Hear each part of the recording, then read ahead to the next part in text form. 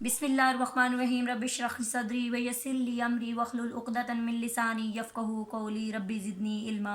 अस्सलाम वालेकुम students, I hope you will be fine in taking care of your health and protecting your salat. Today I will give you lecture on nutrition. What is nutrition? The process in which food is obtained or prepared, absorbed and then converted into body substances, that is called nutrition. We take food into two forms, that is organic and inorganic. Students, organic वो है जिसमें carbon शामिल होती है, inorganic वो है जिसमें carbon शामिल नहीं होती। और इसके अलावा कार्बन इसमें ऑर्गेनिक में कार्बन, प्रोटीन और फैट्स हैं जो हम लेते हैं, और इनऑर्गेनिक में विटामिन्स, गट, उसके बाद मिनरल्स हैं जो हम लेते हैं।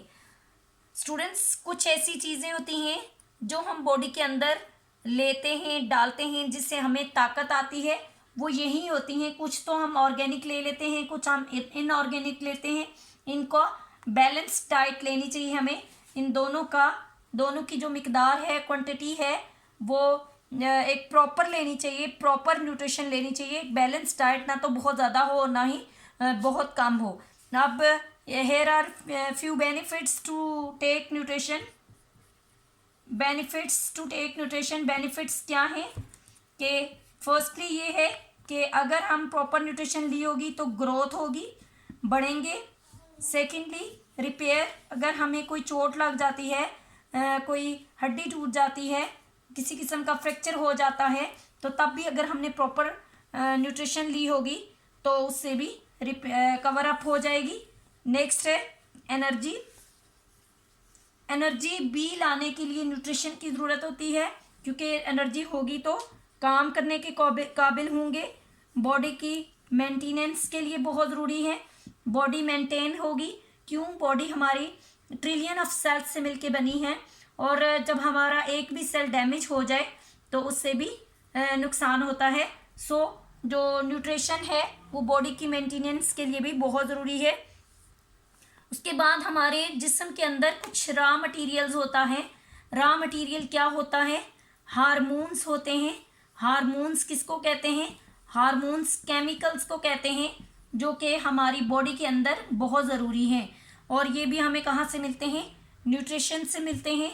फिर उसके बाद हमारी जो प्रोटेक्शन है वो भी बहुत होती है। अगर प्रॉपर हमने बैलेंस डाइट ली होगी, अगर हमने प्रॉपर न्यूट्रिशन ली होगी, तो हम इन्फेक्शियस डिजीज़ से भी बच जाएंगे। सो स्टूडेंट्स, दो तरह के होते हैं ऑर्गेनिजम्स जो कि फूड को तैयार करते हैं,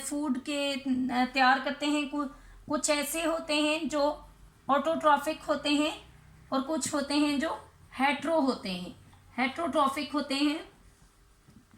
ऑटोट्रॉफिक जो होते हैं वो which can be prepare their own food. Autotrophic which can be prepare their own food. For example, plants हैं जो कि अपनी खुद तैयार करते हैं, प्रिपेयर करते हैं, और ये किसके ज़रिए करते हैं? फोटोसिंथेसिस के ज़रिए करते हैं।